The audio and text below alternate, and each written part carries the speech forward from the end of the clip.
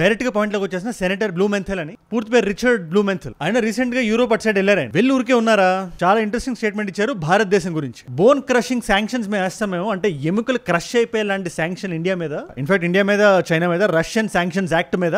దీని గురించి పాయింట్ గురించి మీటింగ్ లో నేను డిస్కస్ చేస్తే యూరోపియన్ లీడర్స్ అందరూ వెన్ను తట్టి శభాష్ అన్నారు అని నేను చెప్పట్లే, ఆయన అన్నారు. మీరే ఒకసారి వినండి.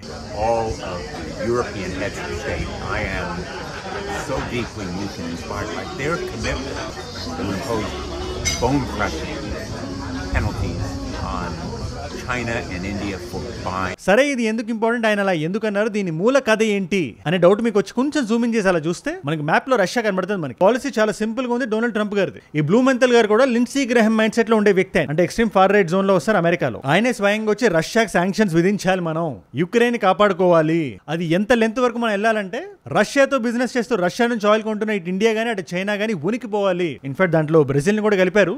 ఈ మూడు దేశాలు చాలా బలంగా బిజినెస్ చేస్తే రష్యాతో millions of barrels of Russian oil మనకు ఉంటుంది. మనకి బిజినెస్ అది. We're not funding any warfare. అక్కడ మనకి చవకగా వస్తుంది కాబట్టి, ఇరాన్, మిడిల్ ఈస్టర్న్ కంట్రీస్ అన్ని అన్స్టేబుల్ గా ప్రస్తుతానికి ఉన్నాయి కాబట్టి, మనం పెద్ద దేశం కాబట్టి, మన జనాభా పెద్దది కాబట్టి, మనకు ఆయిల్ కావాలి కాబట్టి మనం కొంటున్నాం రష్యాలో. అండ్ అమెరికా గురించి మనకు తెలిసిందే కదా, ప్రపంచంలో ఏది ఎక్కడ ఎలా జరిగినా అది నా ప్రాబ్లమే, నేనే సాల్వ్ చేయాలనుకునే ఒక సేవియర్ మెంటాలిటీ. కాకపోతే ఇక్కడ జియో పొలిటికల్ ఎక్స్పర్ట్స్ కూడా కంగు తింటున్న విషయం ఏంటో తెలుసా మీకు? డొనాల్డ్ ట్రంప్ గారు లాంటి వ్యక్తి కూడా ఆయన పదవిలోకి రాకముందు, కుర్చీ ఎక్కి కూర్చోక ముందు ఏవేవైతే మాటలు మాట్లాడారో ఎగ్జాక్ట్ గా ఒక 180 degrees టర్న్ తీసుకుని దానికి ఆపోజిట్ గా మాట్లాడుతున్నారు. మీకు సింపుల్ గా చెప్తున్నా, ఇండియా మేరే దోస్త్ అన్నాడు, ఇండియాని బద్ద శత్రువులా చూస్తున్నాడు. వ్లాదిమిర్ పుతిన్ నా ప్రాణ స్నేహితుడు అన్నారు ఆయన. రష్యన్ శాంక్షన్స్ యాక్ట్ అని చెప్పి ఆయన దేశంలోని సెనేటర్లే మాట్లాడుతున్నారు ఇవాళ బయటకు వచ్చి. సింపుల్ గా చెప్తున్నాను కదా, వెస్ట్ వర్సెస్ రష్యా అయిపోయింది అండ్ ఇండియా కూడా మధ్యలో కొంచెం స్టక్ అయిపోయి ఉంది ఇక్కడ. అండ్ బై ద వే మన డొనాల్డ్ ట్రంప్ గారి దగ్గర వద్దాం మనం. ఆయన ఏమన్నారు, నేను పదవిలోకి రాగానే 24 గంటల్లో రష్యా యుక్రెయిన్ యుద్ధాన్ని ఆపేస్తా అన్నారా లేదా? If I were president, and I say this, I will end that war in one day. It'll take 24 hours. Almost ఆయన కుర్చీ ఎక్క 6-7 నెలలు అవుతుంది. చిన్న ఇంచు కూడా జరగలేదు రష్యా యుక్రెయిన్. అండ్ రష్యాని మనం క్షుణ్ణంగా చూసినా కూడా ఎక్కడ వెనక్కి తగ్గే దేశం కాదు అది అని మనకు తెలుసు. మీకు సింపుల్ గా చెప్తున్నాను కదా, ఆయన ఈ స్టేట్మెంట్ ఇచ్చిన తర్వాత రష్యా నుంచి ఒక అఫీషియల్ స్టేట్మెంట్ వచ్చింది, మాకు 10 లక్షల భారతీయులు కావాలి అని పని చేయడానికి. అగైన్ దాని గురించి కూడా వీడియో మనం క్లియర్ గా మాట్లాడదాం. కానీ ఇది ఏంటిది స్టేట్మెంట్ మీరే ఒకసారి ఆలోచించండి. ఆయన వెనక్కి తగ్గే మనిషి అయితే, శాంక్షన్లతో ఆయన నోరు మూసే మనిషి అయితే అయినా, రష్యా ఇలా బహిరంగంగా బయటకు వచ్చి భారతీయులు మాకు కావాలని చెప్తే చాలా స్ట్రెస్ఫుల్ గా ఉంది సిచ్యువేషన్ మొత్తం ఇక్కడ. అండ్ ట్రంప్ గారు నమ్మసంగా నడుచుకునే వ్యక్తిలో ఉన్నారు. ఆపరేషన్ సింధూర్లో ఆయన మనకి ఏం చేశారో మనకు క్లియర్ గా తెలిసింది కదా. సరే, దాన్ని కూడా పక్కన పెట్టండి. సో నేను ఏం చేస్తానంటే, ఈ 500% లేకపోతే ఈ టారిఫ్ ఆ టారిఫ్ భారతదేశం మీద రష్యాతో బిజినెస్ చేయకుండా ఉండడానికి వేసే టారిఫ్, అది భారతదేశాన్ని ఎలా ఎఫెక్ట్ చేస్తుందో పక్కన పెట్టండి. చైనాతో మాత్రం యూఎస్ రిలేషన్షిప్ చాలా గట్టిగా ఎఫెక్ట్ అయ్యేలా ఉంది. దాని కారణం ఒకటే, ఇవాళ అమెరికా బహిరంగంగా బయటకు వచ్చే విషయం అడుగుతుంది చాలా క్లియర్ గా. క్వాడ్ నేషన్స్ లో 4 నేషన్స్ ఉన్నాయి, అది మనందరికీ తెలిసిందే కదా, US, Japan, Australia and India. India ఇవాళ ఉండే టైంలో ఏ విధంగానూ యూఎస్ కి సపోర్ట్ చేయదు, ఆ విషయం మనందరికీ తెలుసు. అందుకని మిగతా 3 దేశాలకు ఒక క్వశ్చన్ అడిగింది, ఇవాళ గానీ, రేపు గానీ, ఎల్లుండి గానీ, వచ్చే సంవత్సరం గానీ చైనా తైవాన్ టేక్ ఓవర్ చేసుకోవాలి అనే ఆలోచన చైనాలోకి వస్తే మాకు తోడుగా ఎవరుంటారు, మీరుంటారని చెప్పి జపాన్ ని, ఆస్ట్రేలియాని అడిగింది. ఆ ప్రశ్నకు ఆస్ట్రేలియా ఇచ్చిన సమాధానం చాలా ఇంట్రెస్టింగ్ ఉంది, అది మనందరం వినాలి. అండ్ బై ద వే ఒక క్వశ్చన్ చెప్దాం అనుకుంటున్నా, ఇలాంటి ఇంపార్టెంట్ జియో పొలిటికల్ టాపిక్స్ ని బైట్ సైజ్ గా అందరికీ అర్థమయ్యే టాపిక్స్ లా మార్చి ఒక 15-20 నిమిషాలు వీడియో చేసి మీ ముందు పెట్టేస్తున్నాను నేను. మీ అందరికీ నచ్చుతుంది, దానివల్ల చాలా మంది కొత్త వాళ్ళకి రీచ్ అవుతుంది కూడా. అలాంటి కొత్త వాళ్ళు ఒకవేళ మీరు ఉంటే, నేను వీడియో పెట్టగానే మీ దాకా రావాలంటే కింద కనబడే సబ్స్క్రైబ్ బటన్ నొక్కి పెట్టేసుకోండి అంతే. డన్. మీకు కొద్ది కాంటెక్స్ట్ అర్థం కావాలి. అవును, ఎక్కడున్నాం మనం? ఆస్ట్రేలియా ఏం చెప్పిందనే కదా, ఆంటోనీ అల్బనీస్ అని చెప్పి ఆస్ట్రేలియన్ ప్రైమ్ మినిస్టర్. ఆయన 18th నుంచి 25th వరకు ఒక మంచి టూర్ లో ఉన్నాడు చైనాలో. మీరు మ్యాప్ లో ఒకసారి చూడండి, చైనా, ఆస్ట్రేలియా చాలా మంచి స్ట్రాటజిక్ లొకేషన్స్ లో ఉంటాయి మంచి ట్రేడ్ కి. అండ్ ఆస్ట్రేలియా కూడా అమెరికాతో కొంచెం ఫ్రస్ట్రేట్ అయి ఉంది. అమెరికా విషయం మనందరికీ తెలిసిందే కదా, ఆస్ట్రేలియా అంత పవర్ఫుల్ జియో పొలిటికల్ పార్ట్నర్ కాదు. అండ్ అలాంటి పలుకుబడి ఉండే దేశం కాకపోతే అమెరికా కూరలో కరేపాకులా తీసి పక్కన పెడుతుంది. ఆస్ట్రేలియాని కూడా అలాగే తీసి పక్కన పెట్టింది ప్రస్తుతానికి. ఆకస్ సబ్మరీన్ ప్రోగ్రామ్ అని చెప్పి అది ఎప్పటి నుంచో నడుస్తుంది. అది రకరకాల డిలేలు, ఇది అది. కారణం ఏంటి, అమెరికా జేబుల నుంచి డబ్బులు తీసే ఉద్దేశం ప్రస్తుతానికి అమెరికాకి లేదు. ఆస్ట్రేలియా కోసం వర్జీనియా క్లాస్ సబ్మరీన్స్ రెడీ చేద్దామని, ఆ దేశానికి ఇద్దామని చెప్పి, ఆన్ టైమ్ లో ఇస్తామని చెప్పి యూఎస్ చెప్పినప్పటికీ 2-3 సంవత్సరాల డిలేలో ఉంది. పైగా $17 మిలియన్ కాస్ట్ ఓవర్ టర్న్ జరుగుతుంది 2030 లోపల అని చెప్పి ఒక ప్రొజెక్షన్ నడుస్తుంది. ఈ డీల్ మొత్తంలో నష్టపోయింది ఎవరు? ఆస్ట్రేలియానే కదా. అండ్ ట్రంప్ గారు చాలా క్లియర్ గా ఉన్నారు, నేను ఎలక్షన్ ముందు ఏదైనా చెప్పుండొచ్చు, ఈ దేశంతో కలిసి పనిచేస్తానని చెప్పుండొచ్చు, తీవ్రవాదాన్ని, ఉగ్రవాదాన్ని ముంచేస్తానని చెప్పుండొచ్చు, కానీ అల్టిమేట్లీ అమెరికా ఫస్ట్ అని ఆయన అంటారు. బట్ ఆయన బిజినెస్ ఫస్ట్ అని మనందరికీ తెలుసు. ఆ బిజినెస్ లో ఎక్కడ ఈ ఆస్ట్రేలియన్ ఒప్పందం కూర్చోవట్లేదు. అందుకని ఆయన పక్కన కూర్చోబెట్టారు. ఇప్పుడు పక్కన కూర్చొని ఆంటోనీ అల్బనీస్ కామ్గా ఎందుకుంటాడు? ఆయన చైనాకి వెళ్ళి ఆయన అఫీషియల్ విజిట్ లో మాకు హెల్ప్ చేస్తారని అమెరికా, ఆస్ట్రేలియా అడిగిన ఇదే నేపథ్యంలో చైనాతో మాకు మంచి సత్సంబంధం ఉంది, మంచి ట్రేడ్ నడుస్తుంది, ఇంకా మా 2 దేశాల మధ్యలో ఉండే సాన్నిహిత్యం బలపరచాలి అని చెప్పి ప్రెస్ రిలీజ్ ఇచ్చాడు. మీరే చూడండి ఒకసారి. Here and always, I'm guided by Australia's national interests. My government's approach to our relationship with China is patient is calibrated and is deliberate. ఇది కూడా అమెరికాకి సమాధానమే. ఇవాళ రోజున ఏ వరల్డ్ లీడర్ ట్రంప్ గారిని అంత సీరియస్ గా తీసుకునే పరిస్థితిలో లేరు. మ్యాక్రో గారు కూడా, ఆయన ఫ్రెంచ్ ప్రైమ్ మినిస్టర్ అనుకుంటా, పుసుక్కను మాట అనేసాడు ఆయన ట్రంప్ గారి గురించి. ఐ థింక్ G7 సమిట్ టైంలో ఆయన ముందే వెళ్ళిపోతే ఏదో అంటే దానికి కూడా ట్రంప్ గారు మనసులో పెట్టేసుకొని చాలా మంచి కామెడీ ట్వీట్ వేశారు ఆయన, అటెన్షన్ సీకింగ్ మ్యాక్రోన్ అని చెప్పి. బట్ అగైన్ ఇటు ఆస్ట్రేలియా మాట వినట్లేదు. జపాన్ మీద మంచి కుదిబండి వేశారు మీరు. ఏంటా బండ అనే డౌట్ మీకు వస్తే, ఒక పెద్ద మొత్తంలో టారిఫ్ ఉంది కదా జపాన్ మీద. ఐ థింక్ 25-35% ఎంతో ఉంది. 25% బ్లాంకెట్ టారిఫ్ అంట. అంటే ఏ గుడ్స్ అని 100% కట్టాలని చెప్పి. మీరు మా ఫ్రెండ్స్ అని చెప్పి ఇంత టారిఫ్లు ఇస్తుంటే ఎలా ఫ్రెండ్స్గా ఉంటారనే డౌట్ వాళ్ళకి రాదా? మరి అలాంటప్పుడు సౌత్ చైనా సీ దగ్గర చైనాకి అడ్డంగా వాళ్ళు ఎందుకు నిలబడతారు అమెరికా కోసం? ఇప్పుడు ఈ గొడవ మొత్తంలో బయటకు వచ్చింది ఏంటి? ట్రంప్ గారు బహిరంగంగా బయటకు వచ్చి అటు జపాన్ కానీ ఇటు ఆస్ట్రేలియా కానీ నాకు హెల్ప్ చేయట్లేదు కాబట్టి నేను కూడా చెయ్యను, రేపు పొద్దున్న చైనా తైవాన్ని తీసేసుకుందాం అనుకున్నా దానికి నాకు సంబంధం లేదు అని అమెరికా చేతులెత్తే ఆస్కారం ఉంది. ఇప్పుడు దీని మీద మీరేమంటారు? మనకు సొల్యూషన్ ఉంది. చాలా మంది ఎక్స్పర్ట్స్ ఏం చెప్తున్నారు, అమెరికాకి ఇండియాకి ప్రస్తుతానికి ఉండే ఫ్రిక్షన్ ని కాసేపు పక్కన పెట్టి చైనా తైవాన్ని తీసుకోకుండా చూడాలి. ఎందుకంటే వన్స్ ఆ చైనాకి కాన్ఫిడెన్స్ వచ్చిందంటే నెక్స్ట్ అది పడేది మన నార్త్ ఈస్ట్ మీదే, మన అరుణాచల్ ప్రదేశ్ మీదే. అఫ్ కోర్స్ తైవాన్ కూడా అంటుంది అరుణాచల్ ప్రదేశ్ మాదే అని. బట్ జియో పొలిటిక్స్ అంటేనే అంత. ఏ ఒకడు ఫ్రెండ్ కాదు, ఏ ఒకడు ఎనిమి కాదు. ఎవడికాడు వాడి నేషన్ కోసం నిలబడి ఉంటాడు. ఇప్పుడు ఇందులో మన నేషన్ ఫస్ట్ అని మనం ఎలా నిలబడుతున్నాం మనం చూడాలి అని. ఒక సైడ్ వాళ్ళు అమెరికాకి హెల్ప్ చేయాలి. ఏ దేశాన్ని నిలబడకపోయినా ఇండియా చైనాకి అడ్డంగా నిలబడాలని ఒకవైపు అంటుంటే, అమెరికా లాంటి దేశాన్ని నమ్మొద్దు, ఇండియా న్యూట్రల్ గానే ఉండాలి, అటు చైనా అనకూడదు ఇటు అమెరికా అనకూడదు, మనం జస్ట్ ఆగి ఆలోచించాలి, కూర్చొని చూడాలి అని దేశాన్ని అదర్ సెగ్మెంట్. ఇప్పుడు ఈ రెండు లైన్స్ ఆఫ్ థాట్ లో ఏ లైన్ ఆఫ్ థాట్ కరెక్ట్ అని మీరు అనుకుంటున్నారో నాకు కింద కామెంట్స్ లో ఖచ్చితంగా రాయండి. నా ఫీలింగ్ అయితే ఒకటే, చైనాని మనం ఎప్పుడు నమ్మకూడదు, కానీ Russia is kind of reliable. Kind of అంటున్నాను, అది అండర్లైన్ చేసి పెట్టుకోండి. ఇవాళ రోజున నరేంద్ర మోదీ గారు కూడా పుతిన్ గారిని పిలిస్తే ఒక యాన్యువల్ హై లెవెల్ మీట్ కి ఆయన ఇండియా వస్తున్నారు. 10 లక్షల భారతీయులు మాకు ఉద్యోగాలకు కావాలని చెప్పి వాళ్ళు అడుగుతున్నారు. అండ్ లిన్సీ గ్రహం అనే వ్యక్తి కూడా కొంచెం ఒళ్ళు దగ్గర పెట్టుకుని మాడాలి, భారతదేశం గురించి మాడాల్సి వస్తే. ఇండియా రష్యా నుంచి ఆయిల్ కొంటది, దాన్ని రీసేల్ చేసేది, దట్స్ డెస్పికబుల్ అనే మాటని మాట్లాడాడు. మీరే వినండి ఒకసారి. The big offender here is China, India, and Brazil. India buys oil from Russia cheap and resells it. That's despicable. నాకు తెలియక అడుగుతున్నాను మాట, చైనా ఇండియా కన్నా ఎంత ఎక్కువ ఆయిల్ కొంటుంది రష్యా నుంచి? అసలు ఒక దేశం ఇంకో దేశం నుంచి ఆయిల్ కొంటే అది ఆ దేశాల పర్సనల్ కదా. దాంట్లో అమెరికా వేలు పెట్టి దూర్చేసి ఆ కొన్న దేశాన్ని నిందించడం ఏంటి నాకు అర్థం కాదు. నిందించింది అలాంటి తీవ్రమైన పదజాలం వాడడం ఏంటి భారతదేశం మీద? మీరు 1940s, 50s, 60s అనుకుంటున్నారా? అఫ్ కోర్స్ ఇవాళ రోజున అమెరికా అనేది హైయెస్ట్ జీడీపీ కంట్రీ అవ్వచ్చు, కానీ టేబుల్స్ టర్న్ అవడానికి ఎక్కువ దశాబ్దాలు పట్టు. ఏం లేదు, సింపుల్ లాజిక్ చెప్తున్నాను కదా. వాళ్ళ F-35 ఏవైతే ఉన్నాయో మనం కొనలేదు, అదే వాళ్ళ ఏడుపు. అరే ఆ జెట్ కన్నా బెటర్ మోడల్స్, ఇంకా బెటర్ పర్ఫార్మింగ్ మోడల్స్, ఇంకా బెటర్ డీల్స్ కి మనకు వస్తున్నాయి అలాంటప్పుడు అవే కొనుక్కుంటాం కదా. లేదా మా ఇండిజినియస్ ఎయిర్ క్రాఫ్ట్లు మేమే తయారు చేసుకుంటాం కదా. వంకాయల టొమాటోలు కొనడానికి రైతు బజార్కి వెళ్ళినప్పుడు మనం ఎదుగుతాం, మనం ఇది పుచ్చిపోయిందా లేదా, కరెక్ట్ గానే ఉందా, దాంట్లో ఏమైనా కలిపాడా అని మనం వెతుక్కొని వేసుకుంటాం కదా మన సంచిలో. మరి కొన్ని $1 మిలియన్ పెట్టి కొనుక్కునే ఫైటర్ జెట్స్ మనం వెతకం.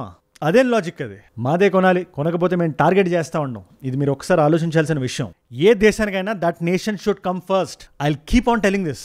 మన భద్రత మనకు ముఖ్యం, తర్వాతే వేరే దేశం. ఉల్ఫా ఐ అని ఒక సెపరేటిస్ట్ గ్రూప్ ఉంది. ఇది నేను పెట్టిన పేరు కాదు, అస్సాంలో వాళ్ళు పెట్టుకున్న పేరు. ఆ పేరుని మనం గౌరవిద్దాం, రెస్పెక్ట్ తో మనం వాళ్ళు అలాగే పిలుద్దాం. ఇవాళ ఉల్ఫా ఐ బ్యాచ్ లో ఉండేవాళ్ళు ఇప్పుడు ఈ ఉల్ఫా గాళ్ళు, అదే ఉల్ఫా ఐ సెపరేటిస్ట్ గ్రూప్ లో ఉండేవాళ్ళు ఇండియాకి వెలుగుతుంటారు. మమ్మల్ని మా ముక్క మాకు ఇచ్చేయండి, మా అస్సాంని సెపరేట్ చేయండి అని చెప్పి ఇండిపెండెంట్ దేశం మాకు కావాలని అడుగుతుంటారు. ఇండియా ఏమైనా తీవ్రంగా రియాక్ట్ అయితే ఇమ్మీడియట్ గా అక్కడ నుంచి మయన్మార్కి పారిపోయి సగాయింగ్ రివర్ అని ఉంటుంది అక్కడ. మయన్మార్, థాయిలాండ్ అంతా ఉండే రివర్ అది. ఆ రివర్ దగ్గర ఎక్కడో తలదాచుకొని ఉంటారు. మనం మయన్మార్ గవర్నమెంట్ అడిగితే గవర్నమెంట్ తీవ్రంగా ఖండిస్తుంది, లేదు వీళ్ళు చేస్తుంది తప్పని చెప్తుంది. కానీ ఇవాళ రోజున మయన్మార్ గవర్నమెంట్ కానీ మయన్మార్ ప్రజలు కానీ ఒక పేజీలో లేరు వాళ్ళు. అలా అని చెప్పి మన ఇండియన్ గవర్నమెంట్ వెళ్ళి మయన్మార్ అథారిటీస్ని అడిగితే వాళ్ళు ఒకటే మాట అంటారు, మేము దీన్ని తీవ్రంగా ఖండిస్తున్నాం, ఈ ఉల్ఫా ఐని మీకు ఇస్తాం. ఏంటి ఉల్ఫా బ్రాకెట్ లో ఐ ఉందని చూస్తున్నారు కదా. ఇక్కడ బేసిక్ గా 2 ఉల్ఫా గ్రూప్స్ ఉన్నాయి. ఒకటి నార్మల్ ఉల్ఫా, ఇంకోటి ఉల్ఫా ఐ. ఈ ఉల్ఫా గ్రూప్ ఏమంటది, ఇండియాతో మేము మాట్లాడడానికి సిద్ధంగా ఉన్నాం, మాకు కొన్ని రిక్వైర్మెంట్స్ ఉన్నాయి, ఆ రిక్వైర్మెంట్స్ ని ఫుల్ఫిల్ చేయాలి అని. మరి ఉల్ఫా ఐ గాలు ఏమంటారు, లేదు మాకు సెపరేట్ దేశమే కావాలి అని. వీళ్ళు చాలా డేంజర్ వీళ్ళు. ఎనీవేస్ ఇది చిన్న ఎగ్జాంపుల్ చెప్తున్నా. వాళ్ళు మయన్మార్కి వెళ్ళి దాక్కుంటే ఒక చిన్న ఆపరేషన్ జరిగింది అంట నాకు తెలియదు. ఇది వాళ్ళు కంప్లైంట్ చేస్తారు, భారతదేశం మా మీద ఒక డ్రోన్ తీసుకొచ్చి మా మీద దాడి చేసింది అని. వాళ్ళ లీడర్ కూడా ఒకటి ఉన్నాడు, ఆ పేరు పరేష్ బారువా, పరేష్ అస్సాం అని కూడా పిలుస్తారు ఆయన్ని. ఆయన చనిపోయాడంట. దానికి భారతదేశానికి సంబంధం ఉందా లేదా అంటే ప్రస్తుతానికి మన ఆర్మీ, మన ఇంటెల్ గానీ మాకు ఎటువంటి సంబంధం లేదు, మేమేం చేయలేదు, ఆ సర్జికల్ స్ట్రైక్ లో మా హస్తం లేదని చెప్తున్నాం. కానీ వాళ్ళు మీరే చేశారని చెప్పి ఏడుస్తున్నారు ఇవాళ రోజున. సరే ఎవరు చేశారనే విషయాన్ని పక్కన పెడితే వాళ్ళు డిస్మాంటిల్ అవడం ఇండియన్ నేషనల్ ఇంట్రెస్ట్ లో ఉంది. ఇవాళ నార్త్ ఈస్ట్ ని సెపరేట్ చేసేద్దాం అన్నట్టు ఇంకో విషయం చెప్దాం అనుకోండి. అస్సాం అనగానే అందరూ ఇట్లాగా ఈ ఉల్ఫా ఐ బ్యాచ్ లో ఉండరు వాళ్ళు. మీరు అస్సాం మీరు గ్రౌండ్ లెవెల్కి వెళ్ళి చూస్తే ఫ్రంట్ లైన్ సోల్జర్స్ కి హెల్ప్ చేసే వాళ్ళు ఉంటారు, దేశభక్తి గుండె నిండా నింపుకున్న వాళ్ళు ఉంటారు. వాళ్ళు మన వాళ్ళు. నేను అందుకే మీరు రేషియల్ స్టేట్మెంట్స్ ఎవరైనా మన భారతీయులు ఎవరైనా చేసినా వాడు చైనా కళ్ళు ఉన్నాయి, చైనా వాడులా కనబడుతున్నాడు అని చెప్పి అంటున్నా కూడా వాళ్ళు మన భారతీయులు. వాళ్ళు ఆ 7 సిస్టర్స్ మనవి, అందులో ఉండే జనాలు మన వాళ్ళు మన భారతీయులు. ఎలా ఒక తమిళనాడు వ్యక్తి, ఒక పంజాబ్ వ్యక్తి, ఒక ఆంధ్రాకి సంబంధించిన వాడు, తెలంగాణకి సంబంధించిన వాడు, వీళ్ళని మన వాళ్ళని మనం అనుకుంటున్నాం నార్త్ ఇండియా సౌత్ ఇండియా అని చూడకుండా అలాగే వాళ్ళని కూడా చూడాలి. ఒకటే విషయం, మనం ఎంత సెపరేట్ అయితే పాకిస్తాన్ వాడు అంత హ్యాపీ ఫీల్ అవుతాడు, బంగ్లాదేశ్ వాడు అంత హ్యాపీ ఫీల్ అవుతాడు, మయన్మార్ వాడు అంత హ్యాపీ ఫీల్ అవుతాడు. లేదు, వీళ్ళలో వీళ్ళే కొట్టుకుంటున్నారు, మన ముక్క మనం లాగేసుకోవడానికి ఇదే మనకి time. We have shared cultural consciousness. ఈ భూమి మీద మనందరం కలిసి పుట్టాం. మన డిఎన్ఏలో ఉండే జెనెటిక్ కోడింగ్ మనందరం కుటుంబం అనేది అని చెప్తుంటది. మీరు సైన్స్ అని పక్కన పెట్టేసి ఆ రాష్ట్రం వాడు ఈ రాష్ట్రం వాడు అని మాట్లాడడం కరెక్ట్ కాదు. అల్టిమేట్లీ వాళ్ళ ఉల్ఫా బ్యాచ్ ఏదైతే ఉందో మయన్మార్లో వాళ్ళు చతికిలు పడిపోయారు, నేల నాకేశారు. వాళ్ళకి ఎటు చెప్పాలో ఏం చెప్పాలో ఎవరికి కంప్లైంట్ చేయాలో కూడా అర్థం కావట్లేదు. సిమిలర్లీ మనం కరెక్టే చేసాం, మనం ఏం చేసినా కరెక్ట్గా ఉంటుంది అనుకోవడం కూడా కరెక్ట్ కాదు. మీకు సింపుల్ ఎగ్జాంపుల్ చెప్తున్నాను నేను. నేపాల్ ఉంది కదా, ఎన్ని సంవత్సరాలుగా పాకిస్తాన్ వాళ్ళు నేపాల్ని వాడుకొని మరి మన భారతదేశంలోకి వచ్చి దాడులు చేశారు. మీరు చెప్పండి ఒకసారి. IC-814 నుంచి మొదలుపెట్టి కందహార్ నుంచి ఢిల్లీ వస్తున్న ఫ్లైట్ అది, దాన్ని ఆఫ్ఘనిస్తాన్ పట్టుకెళ్ళిపోయి ఆ రోజు మనం వదిలేసిన ఈ పందికొక్కే మసూద్ అజహర్ మన ప్యాసింజర్ల కోసం మనం వదిలేయాల్సి వచ్చింది. మన అజిత్ దోవల్ గారు ఆ రోజు అక్కడ ఏదైతే చేశారో అలాంటి డీల్ పుల్ ఆఫ్ చేయడం కష్టం. బట్ మనది లోవర్ హ్యాండ్ ఉంది ఆ రోజు. తర్వాత 2013లో భారతదేశంలో జరిగిన దాడులు కానీ 2024లో ఇద్దరు పాకిస్తాన్ తీవ్రవాదులు నేపాల్ నుంచి భారతదేశం వస్తుండగా దొరికిపోయారు బార్డర్ దగ్గర. మన దగ్గర ఒక చిన్న ఓపెన్ బార్డర్ పాలసీ ఉందిలేండి నేపాల్కి భారతదేశానికి. అగైన్ దానికి భారతదేశానికి ఎటువంటి సంబంధం లేదు, మనం అన్నదమ్ములు లాంటి వాళ్ళం. మనం సేమ్ అగైన్ మన ఆలోచన ఒకటే, మన చరిత్ర ఒకటే కదా, నేపాల్దేనా మనదేనా ఒకటే సివిలైజేషనల్ కాన్షియస్నెస్ ఉంది. సో ఇలాంటి వీసాలు గట్రా అవసరం లేదు. నేపాల్ వాళ్ళు ఇండియాకి రావాలన్నా, ఇండియా వాళ్ళు నేపాల్కి వెళ్ళాలన్నా. ఇప్పుడు ఈ లూప్ హోల్ని అడ్డం పెట్టుకుని పాకిస్తాన్ వాళ్ళు మన మీద దాడి చేయడానికి ప్రయత్నిస్తున్నారు అని చాలా స్ట్రాంగ్ గా మనకు వినబడుతుంది ఇవాళ. అండ్ ఇది ఎవరో ఒక ఇంటెల్ ఏజెన్సీయో లేదా నేపాల్లో కూర్చొని ఒక న్యూస్ యాంకరో చెప్పట్లేదు, లేదా నేపాల్లో కూర్చొని ఒక సగటు సామాన్య వ్యక్తో చెప్పట్లేదు. మనకి direct adviser to Sunil Bahadur Thapa గారని